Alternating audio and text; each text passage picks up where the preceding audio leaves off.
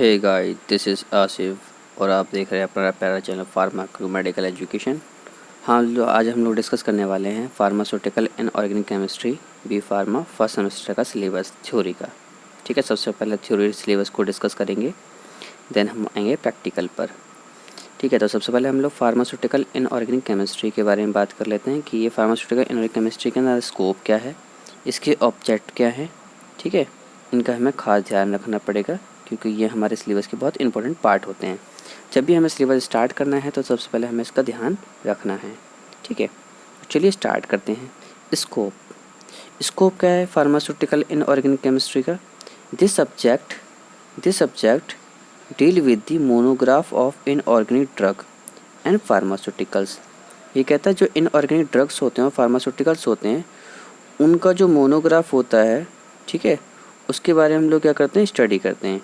यानी कि this subject deal with the monograph of inorganic drug and pharmaceutical, यानी कि ऐसे फार्मास्यूटिकल्स, ऐसे इनऑर्गेनिक ड्रग जिनके मोनोग्राफ दे रखा होता है, हम उसकी स्टडी करते हैं कि उसमें कितना परसेंटेज होना चाहिए किसी भी ड्रग का, उसकी परसेंटेज प्योरिटी कितनी होनी चाहिए, उसका मॉलिकुलर वेट कितना होना चाहिए, उसका फार्मूला क्या होगा, मॉलिकुलर फार्मूला क्या होगा, उसका स्ट्रक्चरल फार्मूला क्या होगा, उसका कॉमन नेम क्या होगा, ठीक है, उसकी मेल्टिंग पॉइंट क्या होगा, उसका बॉइलिंग पॉइंट क्या होगा, ठीक है, उसके फिज़िकल कैरेक्टर कैसे होते हैं, उनकी केमिकल प्रॉपर्टीज़ कैसी होती हैं। ठीक है, ये हम डिटेल स्टडी करते हैं इन ऑर्गेनिक और फार्मास्यूटिकल्स जो प्रिपरेशन होती हैं इनके मोनोग्राफ के अंदर। ठीक है, जो चीज़ मैंने अभी बोली ये सारी मोनोग्राफ के अंदर आती हैं। तो ये स्कोप है। ठीक है, ऑब्जेक्टिव हमें क्या क्या खास ध्यान रखना है सिलेबस में?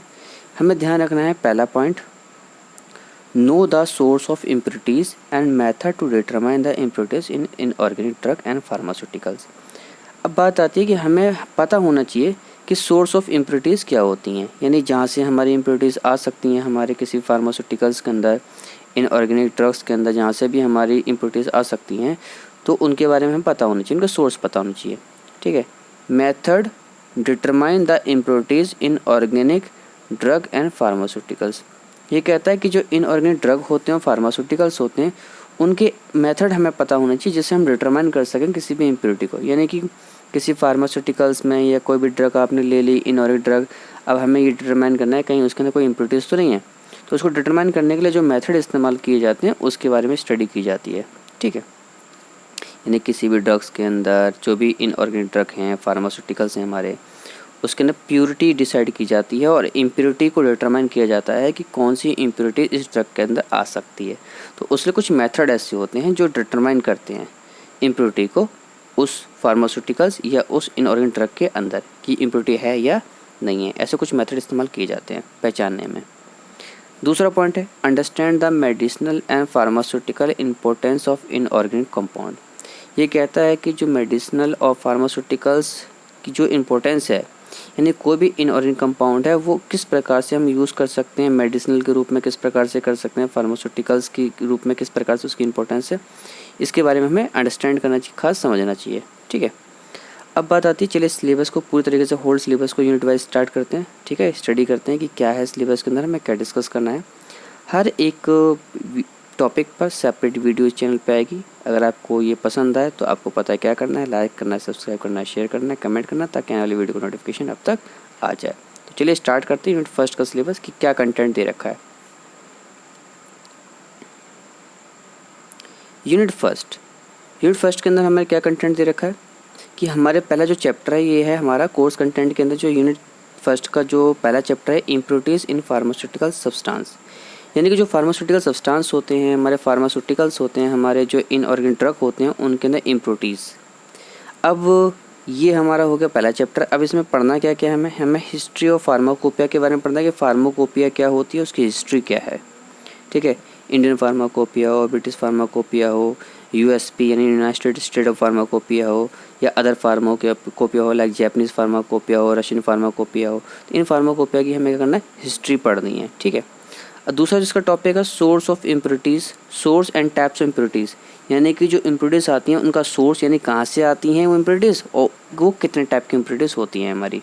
तो इसको हम लोग डिटेल स्टडी करेंगे, आने वाली जो नई वीडियो आएंगी उसका डिटेल स्टडी करने वाले हैं।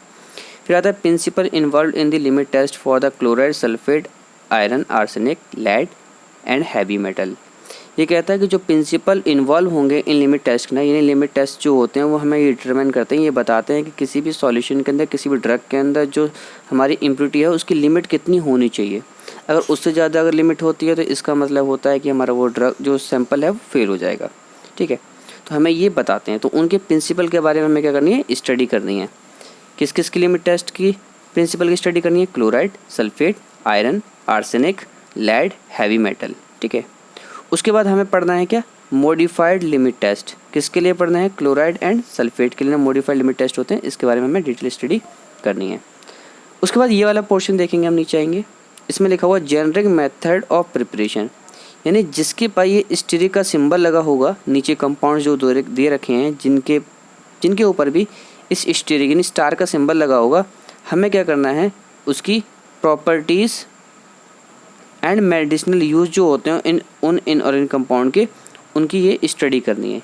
यानी कि जिन पर भी स्टार मार्क लगा हुआ है वहाँ पर हमें क्या करना है, उनकी प्रॉपर्टीज़ पढ़नी है और मेडिसिनल यूज़ क्या क्या होते हैं ये पढ़ने हैं। प्रॉपर्टीज़ के अंदर आपको पता है प्रॉपर्टी दो प्रकार की होंगी, फिजिकल और केमिकल प्रॉपर्टी, इसके बारे में स्टडी करेंगे। ठीक है, इस बात का खास ध्यान रखना, जिन पे भी स्टार लगे हुए हैं उनकी मेडिसिनल प्रॉपर्टीज़ भी हमें याद करनी है और फिजिकल प्रॉपर्टी, केमिकल प्रॉपर्टीज़ भी याद करनी है। यानी मेडिसिनल यूज़ क्या क्या है, उसका क्या एप्लीकेशन है, कहाँ पर वो यूज़ होती है, किस काम में वो आती है, ये स्टडी करनी है। फिर हमारा जो नेक्स्ट यूनिट है वो यूनिट सेकंड है। ठीक है, यूनिट सेकंड के अंदर आइए डिस्कस करते हैं। यूनिट सेकंड जो है थोड़ी बड़ी यूनिट है। इसके अंदर क्या है, यूनिट सेकंड के अंदर 3 चैप्टर हैं, 1, 2 और 3। जो पहला चैप्टर है हमारा यूनिट सेकंड का, एसिड बेस एंड बफर, यानी ये जो चैप्टर है एसिड एंड बेस बफर, इसके अंदर जो टॉपिक्स हैं जिनको हमें डिस्कस करना है वो बफर इक्वेशन क्या होती है, बफर कैपेसिटी क्या होती है, ठीक है, बफर्स का क्या यूज़ होता है फार्मास्यूटिकल सिस्टम के अंदर, इस बफर को प्रिपेयर कैसे किया जाता है, इसकी स्टेबिलिटी कितनी होती है, बफर आइसोटोनिक सॉल्यूशन क्या होते हैं, इस जो बफर होते हैं इसकी मेजरमेंट ऑफ टोनिसिटी, इसको हमें स्टडी करना है, कैलकुलेशन करनी है, मेथड ऑफ एडजस्टिंग आइसोटोनिसिटी, यानी कि हमें जो मेथड्स हैं वो कौन कौन से हैं जिससे हम लोग किसी भी सॉल्यूशन की आइसोटोनिसिटी मेंटेन कर सकते हैं। आइसोटोनिक का मतलब होता है कि जो सॉल्यूशन की कंसंट्रेशन है वो आउटसाइड द सेल यानी सराउंडिंग यानी एक्स्ट्रा सेलुलर फ्लूइड के अंदर और इंटरसेलुलर फ्लूइड के अंदर जो कंसंट्रेशन होती है सॉल्यूशन की वो हमेशा इक्वल होती है, उसको बोलते हैं आइसोटोन। ठीक है, लाइक हमारा जो आइज़ होती हैं, आइज़ की जो सेल्स होती हैं उनकी आइसोटोनिसिटी हमें मेंटेन करके रखनी पड़ती है, यानी कि जो ड्रॉप्स हम लोग इस्तेमाल करते हैं आँखों के अंदर के होने चाहिए। ठीक है, अगर आइसोटोनिक नेचर के नहीं होंगे या फिर हाइपरटोनिक होंगे या हाइपोटोनिक होंगे तो उससे हमारे सेल क्या कर सकती हैं, या तो स्वेल कर सकती हैं अगर हाइपो होगा तो, और अगर हाइपरटोनिक सॉल्यूशन होगा तो वो हो सकता है कि हमारी जो आइज़ की सेल है वो श्रिंक कर जाएँ। तो हमें क्या करना है, सेल के साइज को मेंटेन करने के लिए हमें क्या करना है, आइसोटोनिसिटी मेंटेन करके रखनी पड़ती है। सेकेंड है हमारा major extra and intracellular electrolyte, ऐसे इलेक्ट्रोलाइट जो मेजर एक्स्ट्रा होते हैं, इंट्रासेलुलर इलेक्ट्रोलाइट होते हैं, उसके बारे में क्या करना है, स्टडी करनी है। ठीक है,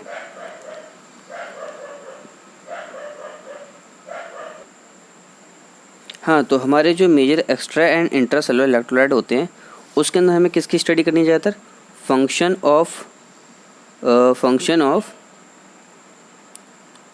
ऑफ मेजर फिजियोलॉजिकल आयन, इसकी स्टडी करनी है हमें। ठीक है, टॉपिक्स के अंदर इसकी स्टडी करनी है हमें। और एक सेकेंड, ठीक है, तो function of major physiological ion की स्टडी करनी है।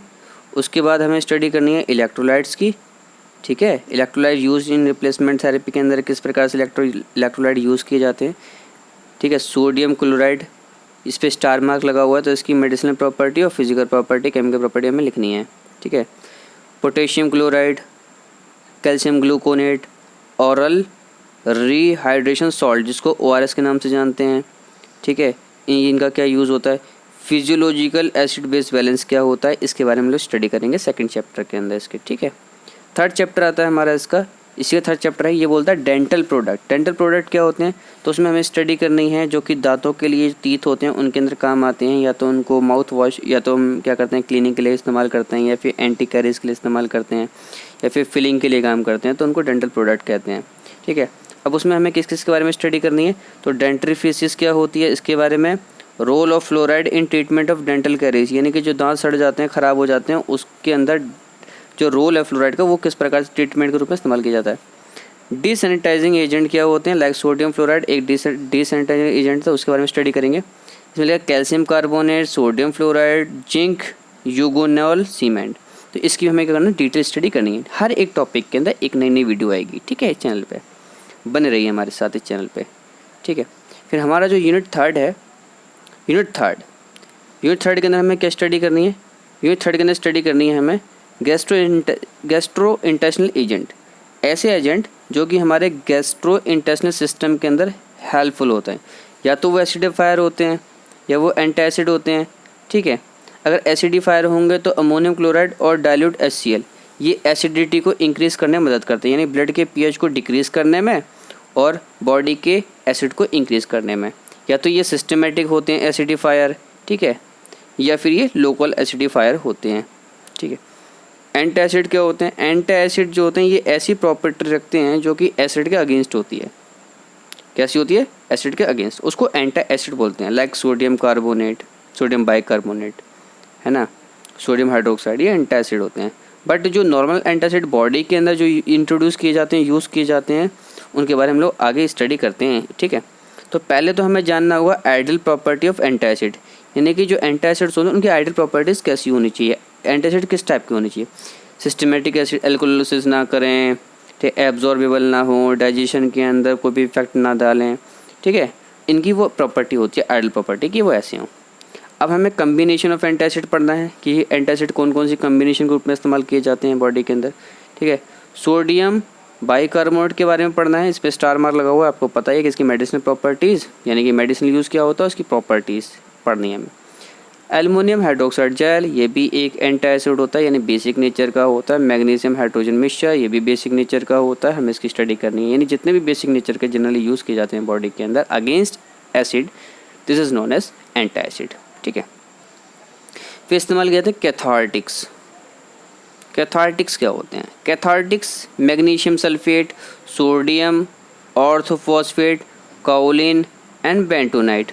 तो ये जो सब्सटेंस हैं कैथार्टिक्स, ये इस्तेमाल किए जाते हैं डायरिसिस करने के लिए, यानी बॉडी के अंदर क्या होता है, किसी को कॉन्स्टिपेशन अगर हो जाता है तो उस कॉन्स्टिपेशन को ठीक करने के लिए अगर उसका स्टूल पास नहीं हो रहा है बॉडी से, तो ये क्या करते हैं, वहाँ पर ऑस्मोटिक लोड को बढ़ा देते हैं, यानी वाटर कंसनट्रेशन को इंक्रीज़ कर देते हैं, जिससे स्टूल ईजिली बॉडी से पास हो जाता है, ठीक है, यानी डायरिसिस करते हैं, तो कैथार्टिक्स बोला जाता है इनको। तो कैथार्टिक्स वो कई प्रकार के इसमें डिवाइडेड किए गए हैं, लैक्सेटिव होते हैं, कैथार्टिक्स होते हैं, सलाइन कैथार्टिक्स होते हैं, ठीक है, परगेटिव्स होते हैं। तो ये सब हमारे इनको डिटेल स्टडी करनी है। फिर हमारे होते हैं एंटी माइक्रोबियल्स। एंटी माइक्रोबियल्स किसे कहते हैं, जो अगेंस्ट माइक्रोब्स के जो है अगेंस्ट काम करें, यानी माइक्रोब्स को किल करें या उसकी स्ट्रेंथ को रोक दें या उसकी एक्टिविटी को रोकते हैं, उसकी ग्रोथ को रोकते हैं, उसको बोलते हैं एंटी माइक्रोबियल्स, ठीक है। तो इसमें क्या पढ़ना है, मैकेनिज्म पढ़ना है हमें, क्लासिफिकेशन पढ़ना है एंटी माइक्रोबियल्स की।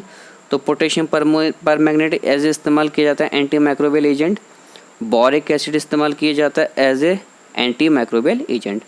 हाइड्रोजन पेरोक्साइड इस्तेमाल की जाती है, क्लोरिनेटेड लाइम इस्तेमाल किया जाता है, आयोडीन एंड, ठीक है, ये हमारे किए यूज़ किए जाते हैं as a anti microbials.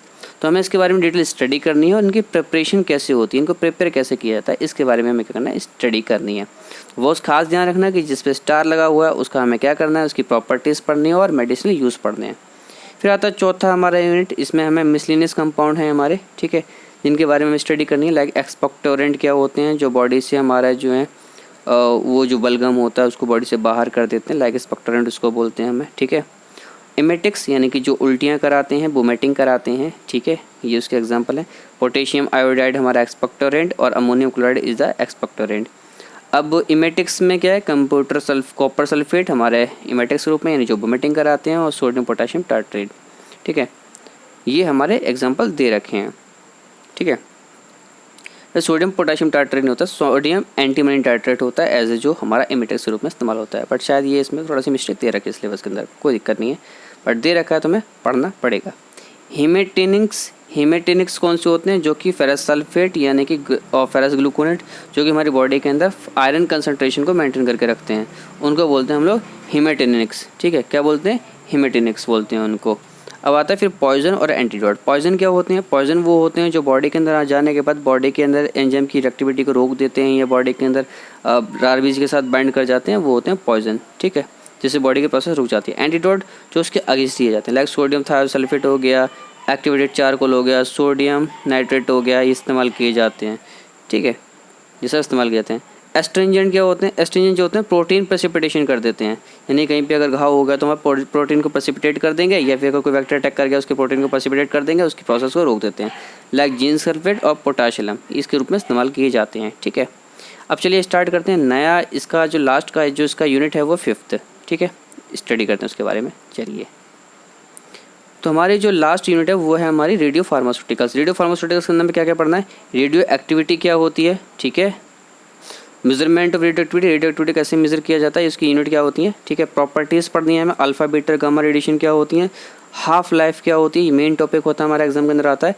Radio isotopes क्या होते हैं, ये डिटेल स्टडी करनी है इसकी। And study of radio isotopes कौन से होते हैं, sodium iodide, storage condition, sodium iodide के बारे में डिटेल स्टडी करनी है। स्टोरेज कंडीशन कहाँ कहाँ रखा जा सकता है, किस प्रकार से हमें रखना चाहिए, किस प्रकार प्रिकॉशन लेना चाहिए, किस प्रकार की हमें बियरिंग करनी चाहिए, मास्क पहनना चाहिए, क्योंकि ये एक रेडियो एक्टिविटी होती है जो हमारी बॉडी के अंदर इफेक्ट कर सकते हैं। प्रिकॉशन क्या क्या लेनी है, फार्मास्यूटिकल एप्लीकेशन और रेडियो एक्टिव सब्सटेंस, यानी कि इनकी कहाँ का यूज़ है, कहाँ का फार्मास्यूटिकल के रूप में इसका इस्तेमाल किया जाता है बॉडी के अंदर, किस प्रकार से इस्तेमाल किया जाता है, क्या इसके इफेक्टिव है, क्या इसके मेडिसिनल यूज़ हैं। फार्मास्यूटिकल एप्लीकेशन कह लो या मेडिसिनल यूज़ कर लो, दोनों का मतलब सेम है कि कहाँ पर इनका यूज़ होता है, किसका, रेडियो एक्टिव सब्सटेंस का। तो ये हो गया हमारा आज का सिलेबस, ये है theory syllabus of pharmaceutical inorganic chemistry semester 1 B pharmacy, ठीक है। तो चलिए स्टार्ट करते हैं कि इससे प्रैक्टिकल कौन कौन से करने हैं हमें, जो आगे हमें करने हैं, ठीक है।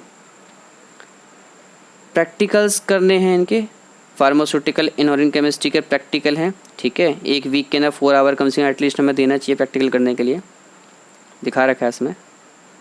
अब है हमारे कौन कौन से topic, limit test for the following ion, किस किस के लिमिट टेस्ट करने हैं, तो नंबर 1 limit test for chloride and sulphate, और modified limit test for chloride and sulphate, limit test of sodium, limit test of iron, limit test of heavy metal, limit test of lead और arsenic, इन सब के limit test करने हैं।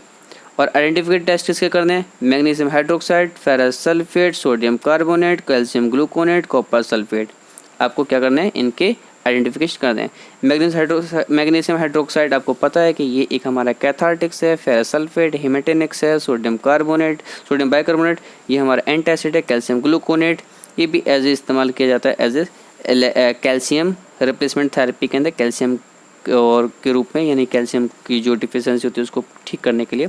Copper sulphate हमारा haematinics है, ठीक है। टेस्ट कौन कौन से इस्तेमाल किए जाते हैं इसमें, ये करना हमारा प्रैक्टिकल टेस्ट है हमारे, swelling, powder of bentonite, neutralising capacity of aluminium hydroxide gel, third हमारा determination of potassium iodide and iodine in potassium iodide, और चौथा हमारा है प्रिपरेशन ऑफ इनऑर्गेनिक फार्मास्यूटिकल, कैसे प्रिपेयर करनी है, कैसे बनानी है, बोरिक एसिड कैसे बनाना है, पोटेशियम कैसे बनाना है, और फेरस सल्फेट हमें कैसे बनाना है, ये हमारे प्रैक्टिकल्स, ठीक है, जिनके बारे में डिटेल स्टडी करनी होती है। अब हमें कौन कौन सी बुक्स रिकमेंड की गई हैं जो कि हम इस्तेमाल कर सकते हैं, इन सबको करने के लिए इस्तेमाल यूज़ कर सकते हैं, ठीक है। आइए इनके बारे में स्टडी कर लेते हैं, थोड़ा सा देख लेते हैं। तो हमें ये रिकमेंडेड बुक दी गई हैं, ये लेटेस्ट एडिशन है, दिए गए हैं, ठीक है। आप चाहें तो उसको रीड कर सकते हैं, स्टडी कर लेना, इसको देख लेना कौन कौन सी बुक्स हमारे यूज़ में आ सकती हैं। फार्मास्यूटिकल इनऑर्गेनिक केमिस्ट्री के बुक सपोर्ट के लिए, रेफरेंस के लिए आप इन बुक का इस्तेमाल कर सकते हैं। ये हमें पीसीआई द्वारा अप्रूवल, यानी पीसीआई द्वारा ये सिलेबस के अंदर हमें दी गई हैं, हम इसका इस्तेमाल कर सकते हैं, ठीक है। बाकी आपकी अपनी चॉइस है कि आप किस चीज़ कौन सी बुक को प्रेफर करते हैं, यूज़ करते हैं। तो गाइस आज की वीडियो में इतना ही, फिर से मिलेंगे हम लोग नई वीडियो के अंदर। गाइस सबसे पहले हम लोग इस चैनल पर सबसे पहले क्या कर रहे हैं, इस पर सिलेबस को अपलोड कर रहे हैं। तो जैसे जैसे सिलेबस अपलोड हो जाएगा वैसे वैसे हम लोग हर एक सिलेबस के हर एक टॉपिक को डिटेल स्टडी करके यहाँ पे इस चैनल पे उन वीडियो को अपलोड करेंगे, ठीक है, ताकि वो आपके लिए यूज़फुल हो सकें, ठीक है। अदर्स कोर्सेज़ की भी वीडियोस चैनल पे आने वाली हैं, ठीक है। तो कृपया इसको लाइक करें, सब्सक्राइब करें, शेयर करें, कमेंट करें, ताकि आने वाली वीडियो को नोटिफिकेशन अब तक आ जाए। मिलते हैं फिर से एक नई वीडियो के अंदर। टाटा बाय बाय, सी यू।